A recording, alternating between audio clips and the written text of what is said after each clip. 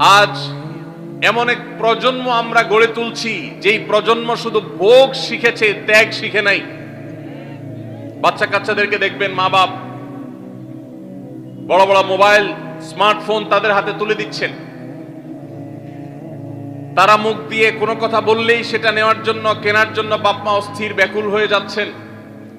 তাদেরকে সংগ্রাম, ত্যাগ, চ্যালেঞ্জ নেওয়া এগুলো তাদেরকে শেখাচ্ছেন না। মনে রাখবেন, ভোগ করতে কোনো যোগ্যতার দরকার হয় না, ত্যাগ করতে যোগ্যতার দরকার হয়। ভোগ করতে সবাই পারে, ত্যাগ করতে সবাই পারে না। এই জন্য সন্তানকে ভোগ নয়, ত্যাগ শেখাতে হবে। আল্লাহ আমাদেরকে তৌফিক দান করুন। আপনার বাচ্চা যদি রোজা রাখা শিখে, শখ করে রোজা রাখে, তাকে বাধা দিবেন না, তাকে রোজা রাখতে দিবেন। কারণ সে রোজা রাখার মধ্য দিয়ে গরিব অভাবী মানুষের কষ্ট অনুভব করবে, ফিল করবে। সে রোজা রাখার মধ্য দিয়ে আল্লাহর নৈকট্যের ফিলিংস তার মধ্যে আসবে, ইসলামী সংস্কৃতিকে সে অনুভব করবে, আঁচ করবে। এই জন্য সন্তানকে কৈশোর বয়স থেকেই, কিশোর বয়স থেকেই তাকে রোজা রাখতে সাহায্য করবেন ইনশাআল্লাহ। ঠিক আছে না ভাই? বাচ্চাদের প্রথম হয়তো রোজা অর্ধেক রাখবে, দুপুরে ভেঙে ফেলবে, এরপর না হয় বিকাল পর্যন্ত রাখবে, এরপর না হয় সন্ধ্যা পর্যন্ত রাখবে, কিন্তু অভ্যাস তাকে গড়ে তুলতে হবে। আল্লাহ আমাদেরকে তৌফিক দান করুন। ভাইরা আমার, তাহলে রমজানের প্রধান আমলে রোজা রাখা। এই রোজা ইচ্ছাকৃত শরিয়া গ্রাহ্য ওজর ছাড়া ভাঙা জায়েজ নাই, হারাম। যদি কেউ ভাঙে অথবা না রাখে সে ফাসিক। অতএব এই রোজার চর্চা আমাদের করতে হবে। আল্লাহ আমাদের সবাইকে তৌফিক দান করুন। তাহলে 3 নম্বর আমল হলো রমজান মাসের, 2 নম্বর আমল হলো রমজান মাসে রোজা রাখা। 3 নম্বর আমল হলো রাতে তারাবির নামাজ আদায় করা। রাতে কি আদায় করা ভাই? তারাবির নামাজ আদায় করা কি ফরজ না নফল? ফরজ না সুন্নত? সুন্নত, সুন্নতে মুআক্কাদা। নবী করিম সাল্লাল্লাহু আলাইহি সাল্লাম বলেছেন, মান কামা রমাদানা ঈমানান ওয়া ইহতিসাবা গুফিরা লাহু মা তাকাদ্দামা মিন যামবি।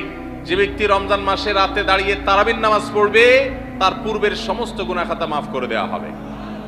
এই জন্য তারাবির নামাজ পড়বো তো ইনশাআল্লাহ। তারাবির নামাজ 4G গতিতে হবে না 5G গতিতে? কি বলেন? 4G না 5G?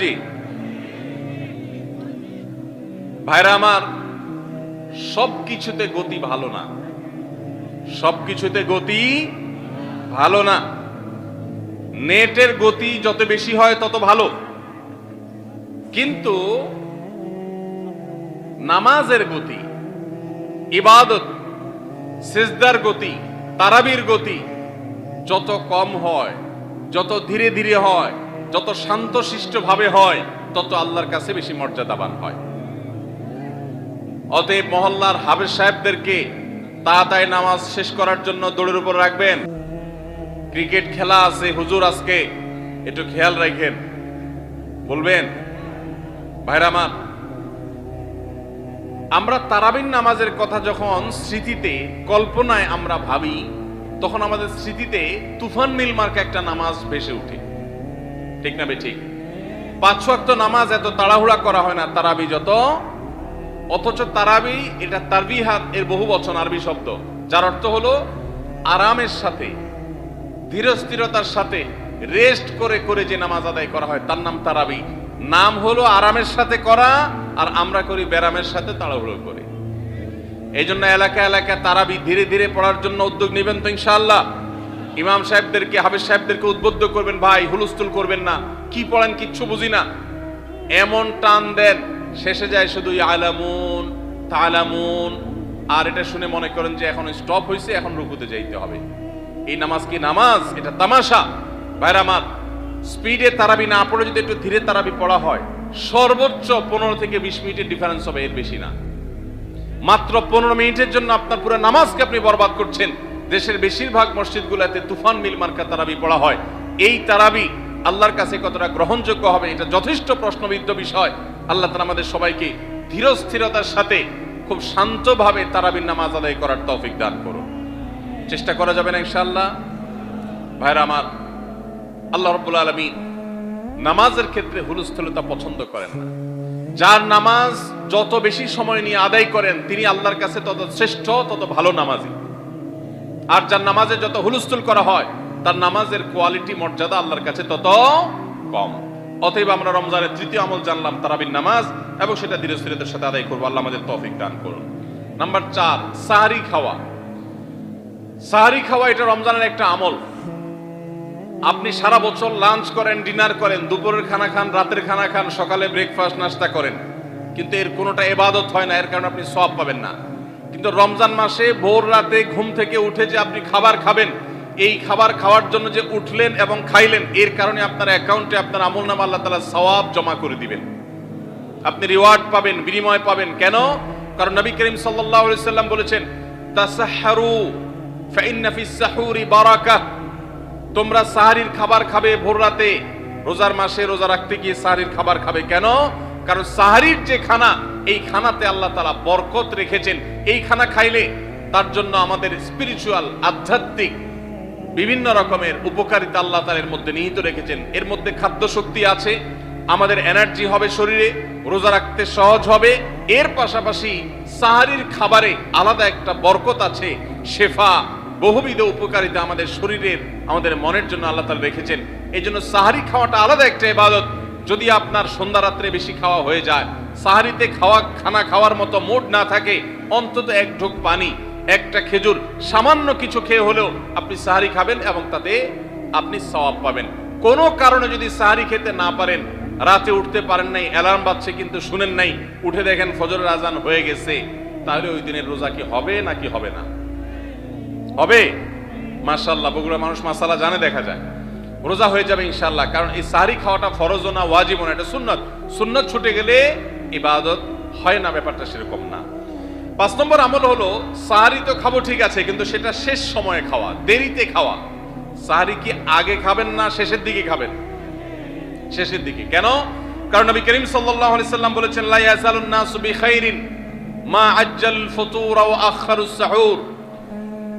এই উম্মত, মুসলিম জাতি ততদিন পর্যন্ত কল্যাণের উপর প্রতিষ্ঠিত থাকবে, তারা কল্যাণকে স্পর্শ করতে পারবে যতদিন পর্যন্ত তারা সাহরি তাড়াতাড়ি খাবে না দেরিতে খাবে? দেরিতে খাবে। আর ইফতার তাড়াতাড়ি করবে। তাহলে সাহরি দেরিতে খাওয়া হলো সুন্নাত। আমাদের দেশে গ্রামে অনেক মুরব্বীরা এখনো আছেন, রাত 12টা, 1টা, 2টা বাজে সাহরি খেয়ে শুয়ে থাকেন। তারা চিন্তা করেন পরে খাইতে গেলে আবার বর্ডার ক্রস হয়ে যায় কিনা, সীমা লঙ্ঘন হয়ে যায় কিনা, রিস্ক নেওয়ার দরকার কি, এই জন্য 12টার সময় খেয়ে রাখি। এটার কারণে সাহরি খাওয়ার সওয়াব পাবেন ঠিকই, কিন্তু দেরিতে সাহরি খাওয়ার যে সুন্নত, সেই সুন্নত আদায় হবে না। এই জন্য দেরিতে খাবেন। দেরিতে খাওয়ার মানে আবার এরকম দেরি না যে আপনি আর মুয়াজ্জিন সাহেব দুজন কম্পিটিশন করছেন, আপনার হাতে খাবারের প্লেট আর মুয়াজ্জিনের হাতে মাইক, আপনি আগে শেষ করেন আর মুয়াজ্জিন আগে আজান দিবে, কম্পিটিশন চলছে। এত দেরি করে একেবারে লাস্ট মিনিট পর্যন্ত খাওয়া সুন্নত নয়। কথা কি বুঝাতে পারছি? কয়েক মিনিটের গ্যাপ রেখে তারপরে খাবার শেষ করবেন। কারণ নবী করিম সাল্লাল্লাহু আলাইহি সাল্লাম সাহরি খেয়ে শেষ করে ফজর নামাজ শুরু করতেন, এর মধ্যে 50টা আয়াত পড়ার মতো গ্যাপ রাখতেন, অর্থাৎ প্রায় 10 মিনিটের মতো একটা গ্যাপ থাকতো। এই জন্য আমরা একটা গ্যাপ রেখে তারপর সাহরি শেষ করব। অর্থাৎ ফজরের আজান যদি হয় উদাহরণস্বরূপ 5:25 বা 30, তাহলে আমরা 2-4 মিনিট আগে সাহরি খেয়ে শেষ করবো ইনশাআল্লাহ। তাহলে সাহরি দেরি করে খাওয়া, শেষের দিকে খাওয়াটা সুন্নত। আল্লাহ আমাদেরকে আমল করার তৌফিক দান করুন। রমজান মাসে সাহরির নামে একটা নতুন নাটক শুরু হয়েছে এই দেশে, সেটার নাম হলো সাহরি পার্টি। আপনারা শুনেছেন? বিশেষ করে শহরের ছেলেফেলেরা, ইউ পোলাপান, তারা আজকাল ভোর রাতে বন্ধু বান্ধব সহ রেস্টুরেন্টে গিয়া সাহরি পার্টির আড্ডা বাইর করছে। শয়তানি এবং ফাইজলামির আর কোনো জায়গা নাই, সাহরির জন্য পার্টি বাইর করছে, তাও আবার ছেলে মেয়ে একসাথে মিলেমিশে। ভাইরা আমার, সাহরি খাওয়া ইবাদত, এবং সাহরির এই সময়টা দোয়া কবুলের সময়, তাহাজ্জুদের সময়। আল্লাহ তাআলা দুনিয়ার আকাশ থেকে ডেকে ডেকে বান্দাকে ক্ষমা করেন। এই সময়টাতে আড্ডাবাজি করা, এটা হতভাগা ছাড়া আর কারোর কোনো কাজ হতে পারে না। এরপরে 6 নম্বর আমল হলো ইফতার করা। রোজা রেখেছেন কিন্তু ইফতার করেন নাই, রোজা হয়ে যাবে কিন্তু সুন্নাত আদায় হবে না। এই জন্য ইফতার করা একটা সুন্নাত। আল্লাহ তাআলা আরহামুর রাহিমিন, এমন একটা মাস রমজান মাস, সারা বছর কিন্তু আমরা নাস্তা করি, সারা বছর যেটা নাস্তা করি রমজানে সে নাস্তাই করি। পার্থক্য হলো সারা বছর নাস্তা করি সকালে, রমজানে নাস্তা করি সন্ধ্যায়। মানুষ দীর্ঘ সময় না খেয়ে থাকার পরে যে খাবার খায় সেটাকেই ব্রেকফাস্ট বলে, সেটাকেই নাস্তা বলে। আরবিতে যে ইফতার বলা হয়, এই ইফতার শব্দের অর্থ কিন্তু নাস্তা। ইফতার শব্দের অর্থ কি? নাস্তা। সারা বছর নাস্তা খেলে কোনো সওয়াব হবে, কিন্তু রমজান মাসে আপনি যদি সারাদিন উপবাস থাকার পর সন্ধ্যায় ব্রেকফাস্ট করেন অর্থাৎ ইফতার করেন, তাহলে আল্লাহ তাআলা আপনাকে সুন্নাত পালন করার সওয়াব দিবেন। এই জন্য ভাই, ইফতার করা একটা সুন্নাত। 7 নম্বর, ইফতার আবার তাড়াতাড়ি করা আরেকটা সুন্নাত। এটা 7 নম্বর আমল, ইফতারটা একটু তাড়াতাড়ি করা। তাড়াতাড়ি করা মানে কি? সূর্য ডুবার 2-4 মিনিট আগে। কি বলেন? তাহলে তাড়াতাড়ি কেমনে হলো? তাড়াতাড়ি মানে হলো সূর্য ডুবার সাথে সাথে করা, বিলম্ব বা দেরি না করা। নবী করিম সাল্লাল্লাহু আলাইহি ওয়াসাল্লামের ওই হাদিস আবারও আমরা স্মরণ করি। তিনি বলেছেন, লা ইয়াজালুন নাসু বিখাইরিন মা আজ্জালুল ফুতুর ওয়া আখারুস সুহুর। এই মানুষ, এই উম্মত ততদিন কল্যাণের উপরে প্রতিষ্ঠিত থাকবে যতদিন তারা ইফতার তাড়াতাড়ি করবে আর সাহরি দেরিতে করবে। ইফতার তাড়াতাড়ি করা এর মানে হলো সূর্য ডুবছে আর দেরি করবেন না। শিয়ারা এবং ইহুদিরা, তাদের মধ্যে রোজা আছে, ফাস্টিং আছে, তারা সেই রোজায় ইফতার করে হলো চতুর্দিক অন্ধকার হয়ে যাওয়ার পর, সূর্য ডুবার পর পর ইফতার করে না।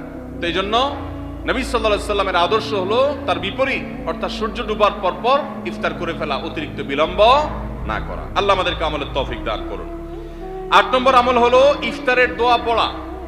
ইফতারের দোয়া জানা আছে ভাই? কি দোয়া? আমরা একটা দোয়া কমন জানি বাংলাদেশে মানুষ, সেটা হলো আল্লাহুম্মা লাকা সুমতু আলা রিজকিকা আফতারতু। এটাও হাদিসে বর্ণিত হয়েছে, কিন্তু হাদিসের সনদ নিয়ে অনেকে কোনটা নিয়ে আলাপ তুলেছেন, প্রশ্ন তুলেছেন। আল্লাহুম্মা লাকা সুমতু মানে হলো, হে আল্লাহ, আপনার উদ্দেশ্যে রোজা রেখেছি, ওয়া আলা রিজকিকা আফতারতু, এবং আপনার দেওয়া রিজিক দিয়ে ইফতার করেছি। আর ইফতারের আরেকটা দোয়া হলো যাহাবাজ জামা ওয়াবতাল্লাতিল উরুক ওয়া সাবাতাল আজরু ইনশাআল্লাহ। এটা একটা দোয়া। যদি এগুলো দোয়ামূলক নয়, আমরা দোয়া বলছি, এটা মূলত আল্লাহর কাছ থেকে একটা প্রত্যাশা। এর অর্থ হলো যাহাবাজ জামা, আমার পিপাসা দূর হয়ে গেছে। ওয়াবতাল্লাতিল উরুক, আমার শিরা উপশিরাগুলো সব সিক্ত হয়ে গেছে। ওয়া সাবাতাল আজরু ইনশাআল্লাহ, এবং আল্লাহ চাহেন তো এই রোজার বিনিময় আমার সাব্যস্ত হয়ে গেছে, আল্লাহর কাছে এটা স্থির হয়ে গেছে। এটা হলো ইফতারের দোয়া। ইফতারের দোয়াটা কি ইফতারের আগে করব না পরে করব? ইফতারের দোয়াটা যারা ইফতারের আগে করার পক্ষে তারা হাত তোলেন। অল্প সংখ্যক মানুষ, আর বাকিরা সবাই কি পরের পক্ষে না মাঝখানের পক্ষেও আছেন লোক? সব পরের। মাশাআল্লাহ, সব সূক্ষ্ম সূক্ষ্ম মাসআলা দেখি গাবতলী মানুষ জানে, মাশাআল্লাহ, অনেক অগ্রসর দেখা যায়। আল্লাহ আমাদের সবাইকে দ্বীনের জন্য কবুল এবং মঞ্জুর করুন। মাশাআল্লাহ। ভাইরা আমার, ইফতারের দোয়াটা ইফতারের পরে করতে হয়, যেটা বেশিরভাগ মানুষ জানে না, কিন্তু আমি অবাক হলাম যে এখানে বেশিরভাগ মানুষ আপনারা জানেন। মাশাআল্লাহ, নলেজেবল মানুষ, বোঝা গেছে। ইফতারের দোয়ার অর্থের দিকে তাকালেই তো বোঝা যায় এটা আগে না পরে। দোয়ার অর্থের মধ্যে তাকালে আমরা দেখতে পাচ্ছি যে আল্লাহ শিরা উপশিরা সিক্ত হয়ে গেছে, পিপাসা দূর হয়ে গেছে, এগুলো তো ইফতারের পরেই হয়। অবশ্য আমি অর্থ আগে বলে দিছি, সেটা দেখে হয়তো আপনারা অনেকে বুঝে ফেলছেন। মাশাআল্লাহ। তো যাই হোক, ইফতারের শুরুতে বিসমিল্লাহ বলে ইফতার করব, আর শেষে এই দোয়া পড়বো। আল্লাহ আমাদেরকে আমলের তৌফিক দান করুন। 9 নম্বর হলো সাহরি এবং ইফতারে খেজুর খাওয়া। খেজুর দিয়ে সাহরি ইফতার করা। ইফতারে আপনি অন্য যা খান না খান, খেজুর দিয়ে খাবেন। নবী সাল্লাল্লাহু আলাইহি সাল্লাম আদা পাকা আদা খেজুর দিয়ে ইফতার করতেন, যেটাকে রোতাব বলা হয়। আর যদি সেটা না পাওয়া যেত, সাধারণ যে কোনো খেজুর, সেটাও না পাওয়া গেলে একটু পানি খেয়ে তারপর তিনি ইফতার করতেন। আমরা ইফতারে খেজুর খেতে হয় সুন্নাহ, এটা আমরা জানি, কিন্তু যেটা জানি না সেটা হলো সাহরিতে খেজুর খাওয়া। ভোর রাতে সাহরিতে খেজুর খাওয়া সুন্নত। এটা আগে কে কে জানতেন? হাত তোলেন। আগে জানতেন? মাশাআল্লাহ, হাত নামান। গত বছর রমজানে সাহরিতে ভাত তরকারি যাই খাইছেন না খাইছেন, একটা হলো খেজুর খাইছেন, কারা কারা হাত তোলেন? মাশাআল্লাহ, দেখি সব আমল করা মানুষ। মাশাআল্লাহ, তাহলে তার ওয়াজ টোয়াজের কোনো দরকার নাই। এত নলেজেবল মানুষ, এত আমলদার মানুষ যদি এলাকায় থাকে, তাহলে ওয়াজের দরকারটা কি? আল্লাহ আমাদের সবাইকে আমলের তৌফিক দান করুন।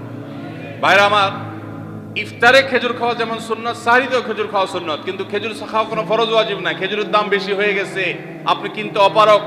যদি একটা খেজুরও পুরো রমজানে না খান, আপনার রোজার কোনো অসুবিধা হবে তবে নবী সাল্লাল্লাহু আলাইহি সাল্লাম যেহেতু ইফতার এবং সাহারিতে খেজুর খেতেন, আর খেজুরে প্রচুর পরিমাণ সুগার আছে, উপকারী, যেটা মানুষের স্বাস্থ্যের জন্য উপকারী, প্রচুর পরিমাণ এনার্জি আছে, খাদ্য শক্তি আছে, সারাদিন রোজা রেখে আমাদের যে সুগারের ঘাটতি হয় সেটা পূরণ করার জন্য সহায়ক হয়। এই জন্য সাহরি এবং ইফতারে খেজুর খাওয়া এমনিতেও উপকারী। আর নবী সাল্লাল্লাহু আলাইহি সাল্লামের সুন্নাহ, তিনি বলেছেন নি'মা সাহুরুল মুমিনি আত-তামার, ইমানদারের সাহারির আইটেমের মধ্যে সবচেয়ে বেস্ট উত্তম হলো খেজুর। এই জন্য অন্য যাই খান না খান, একটু হলো, এক পিস হলো খেজুর খাবেন, ইনশাআল্লাহ সুন্নাত আদায় করার নিয়তে খেলে এই সুন্নাতটা আদায় হয়ে যাবে, আল্লাহ তাআলা তা চাহেন তো।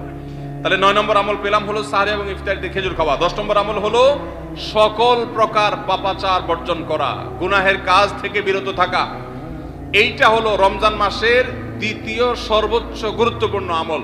সিরিয়ালে আমরা 10 নম্বরে বলেছি, কিন্তু 27টা রমজানের স্পেশাল আমলের মধ্যে সবচেয়ে গুরুত্বপূর্ণ আমল হলো রোজা রাখা, আর দ্বিতীয় সর্বোচ্চ গুরুত্বপূর্ণ আমল হলো সব ধরনের পাপাচার বর্জন করা, গুনাহের কাজ ত্যাগ করা। যদি কেউ রমজানে রোজা রাখে আবার চোখ দিয়ে হারাম জিনিস মোবাইলে দেখে, স্ক্রিনে দেখে, পত্রিকার পাতায় দেখে, অফলাইনে দেখে, পরনারীর দিকে তাকায় থাকে, সে যদি কান দিয়ে হারাম জিনিস শুনে, গান বাদ্য, এই সমস্ত কিছু সে যদি উপভোগ করে, তাহলে তার এই রোজা আর উপোস থাকার মধ্যে কোনো পার্থক্য। মনে রাখবেন, রোজা শুধু পেটের হয় না, রোজা চোখের হয়, রোজা কানের হয়, রোজা হাতের হয়, রোজা মুখের হয়, রোজা শরীরের প্রত্যেকটা অঙ্গ প্রত্যঙ্গের হয়। একজন মানুষ যখন তার পুরো শরীরের রোজা করে, সে যখন সকল অঙ্গ প্রত্যঙ্গ দিয়ে আল্লাহর আনুগত্য করে, আল্লাহর নাফরমানি থেকে বেরিয়ে আসে, তখন সে সত্যিকারের রোজাদার হয়। আর যে শুধুমাত্র দিনের বেলায় পানাহার বর্জন করে, যৌনাচার বর্জন করে, আর সমস্ত পাপাচার অপকর্ম সে যথারীতি অন্য সময়ের মতো রমজান মাসেও করে, এই রোজাদার পেটের রোজা রেখেছে কিন্তু তার শরীরের অন্য অন্য অঙ্গ প্রত্যঙ্গগুলো আল্লাহর কথা শুনে নাই, সো সেগুলো কিন্তু রোজা রাখে নাই। এই রোজা আল্লাহর কাছে মাকবুল এবং গ্রহণযোগ্য রোজা হতে পারে না। অতএব আমরা রমজান মাসে সব ধরনের গুনাহের কাজ বর্জন করবো তো ইনশাআল্লাহ। প্রিয় ভাইরা আমার, রোজা কিন্তু আমাদের সাথে কথা বলে। রোজার ভাষা আমরা অনেকে জানি না, কি বলে সেটা অনেকে বুঝি না, কিন্তু রোজা আমাদের সাথে কথা বলে। কি কথা? সিয়াম শব্দের অর্থ, আমরা যেটাকে রোজা বলছি সেটা কোরআনের ভাষায় বলা হয় সিয়াম, হাদিসে বলা হয়েছে সেটাকে সওম বা সিয়াম। এই সওম বা সিয়াম একই শব্দ, এর অর্থ হলো বিরত থাকা। এর অর্থ হলো কি ভাই? বিরত থাকা, ব্রেক দিতে জানা। আল্লাহ রাব্বুল আলামিন রোজার মতো ইবাদত দিয়েছেন আমাদেরকে জীবনে ব্রেক দেওয়ার অভ্যাস গড়ে তোলার জন্য। আমরা যেন ব্রেক দিতে শিখি, আমরা যেন থামতে শিখি, আমরা যেন নিজেদেরকে নিয়ন্ত্রণ করতে শিখি। ইসলামের যে বৈশিষ্ট্য, ইসলামের যে বিউটি, ইসলামের যে সৌন্দর্য, সেটা হলো ইসলাম পৃথিবীর মানুষকে আত্মনিয়ন্ত্রণ করবার কথা বলে। আজ ভোগবাদী পৃথিবীর যেদিকে তাকাবেন, চতুর্দিকে দেখতে পাবেন শুধু ভোগের হাতছানি। দুনিয়াটা মস্ত বড়, খাও দাও আর ফুর্তি করো, শুধুমাত্র ফুর্তি, ফুর্তি এবং ফুর্তি, ভোগ এবং ভোগ এবং ভোগ। গোটা পৃথিবী আপনাকে ভোগের কথা বলবে, ত্যাগের কথা বলবে না। ইসলাম আপনাকে ত্যাগের কথা বলে। আপনি ঈদ উদযাপন করবেন, ঈদ উল ফিতর, সেখানে পর্যন্ত ইসলাম বলে আগে গরিবের বাসায় ফিতরা পৌঁছাবে, তারপর তুমি ঈদগাহে যাবে, ঈদের আনন্দ করবে। আপনি কোরবানির ঈদে পশু জবাই করে গোশত খাবেন, উৎসব করবেন। ইসলাম বলে ভালো কথা, তুমি উৎসব করবে, তোমাকে উৎসব করতেই দেওয়া হয়েছে, কিন্তু আগে গরিবের বাসায়ও গোশত পাঠাবে ঈদের, সেটা নিশ্চিত করবে, তার পাশাপাশি তুমি ঈদ উদযাপন করবে। আমরা যে রমজানের রোজা রাখি, এই রোজা আমাদেরকে বিরত থাকার কথা বলে। সেই বিরত থাকাটা কি? সেটা হলো আমরা যখন রোজা রাখি আমাদের পিপাসা হয়, আমাদের ক্ষুধা লাগে, পিপাসা হয়, আবার হাতের সামনে হয়তো পানিও আছে। আমার ক্ষুধা লাগে, হাতের সামনে হয়তো খাবারও আছে, কেউ দেখছেও না, সিসি ক্যামেরাও নেই, বদ্ধ রুমে কক্ষের মধ্যে, কিন্তু আমি রোজাদার। কোন রোজাদার রোজার মধ্যে খায়, পান করে? কেন? কারণ সে জানে আল্লাহ নিষেধ করেছেন। আমরা যখন ইফতার সামনে নিয়ে বসে থাকি সন্ধ্যাবেলায়, ভাইরা আমার, সারা বছর নাস্তা তো আল্লাহ তাআলা কম হোক বেশি হোক সবাইকে করার তৌফিক দেন। আমরা সবাই তো কম বেশি নাস্তা করি। সারা বছর আপনি যদি বুফে গিয়ে 100 আইটেমের নাস্তা দিয়েও আপনি খাবার গ্রহণ করেন, সকালের ব্রেকফাস্ট আপনি খান,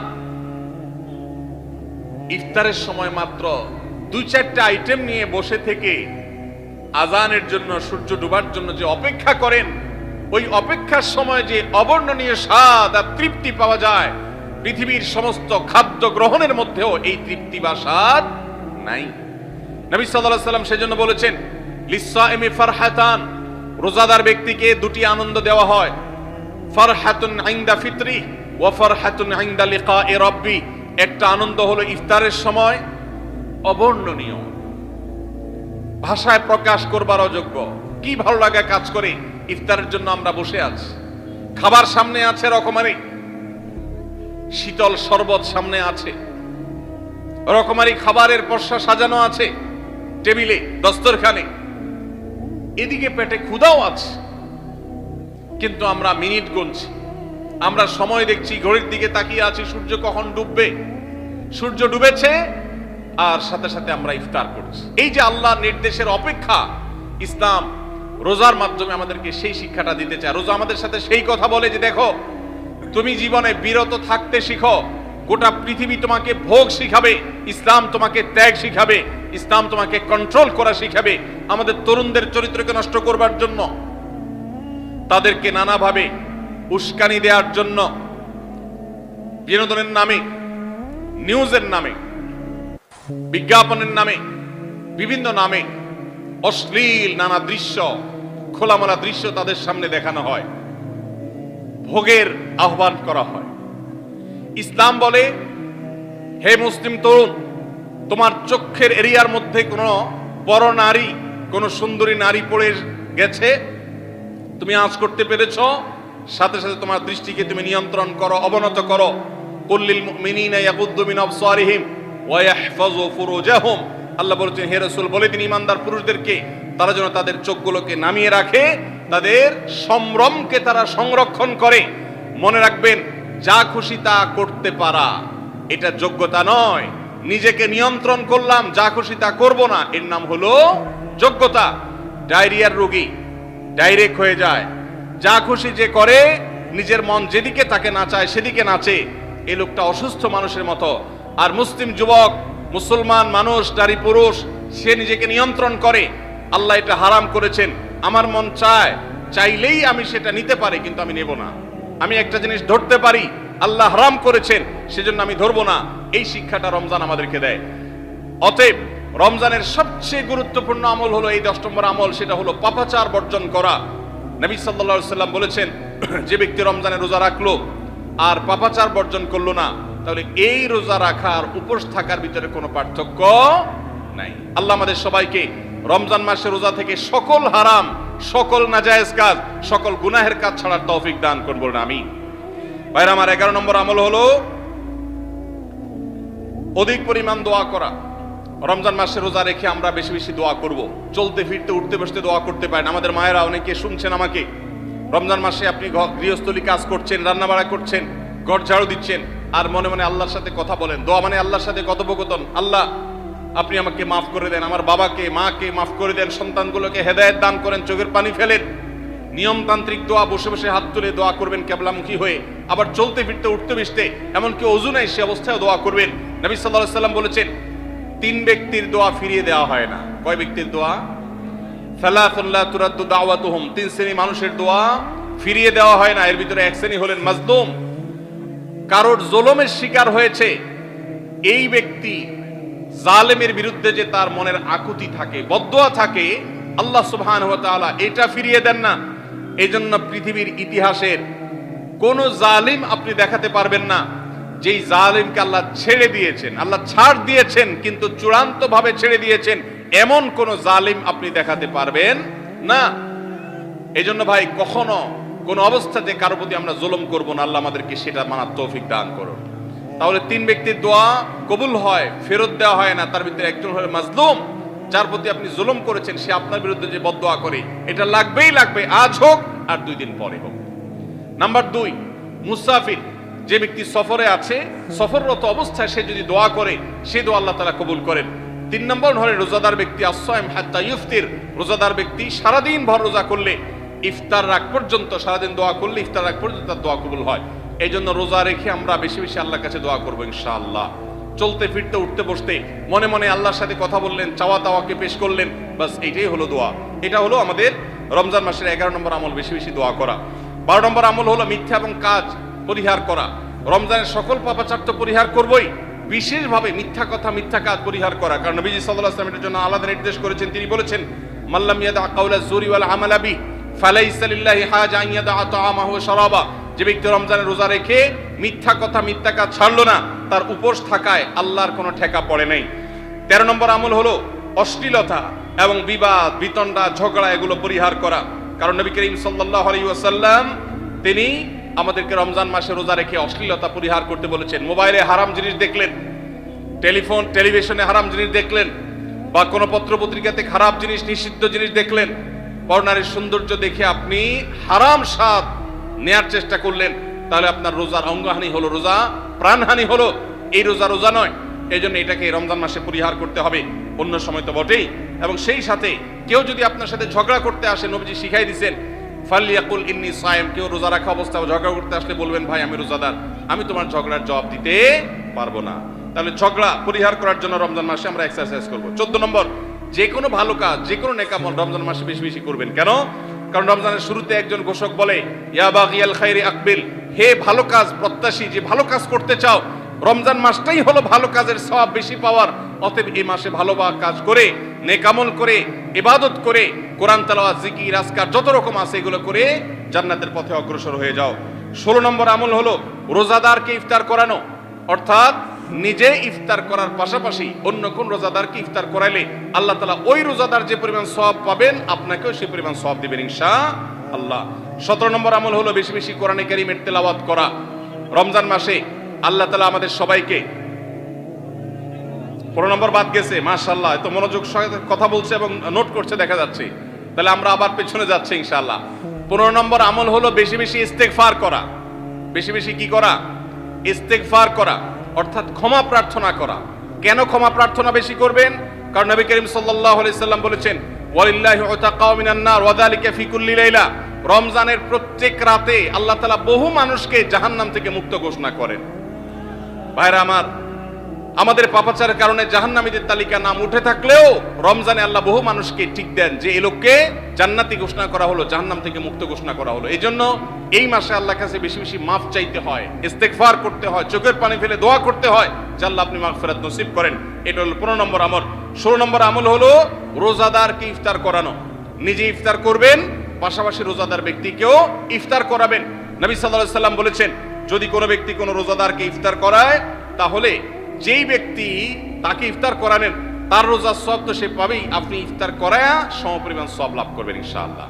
অতএব মসজিদে ইফতার দেওয়ার ব্যবস্থা করা যেতে পারে, রাস্তাঘাটে, বিশেষ করে পাবলিক পরিবহনে, এমনকি প্রাইভেট গাড়িতেও সন্ধ্যার সময় ইফতারের সময় অনেক সময় খাবার থাকে না, তখন আপনি রাস্তা দাঁড়িয়ে যদি সামান্য একটু খেজুর, সামান্য একটু পানি বিতরণ করতে পারেন, তাহলে সওয়াবটা পাওয়া যেতে পারে।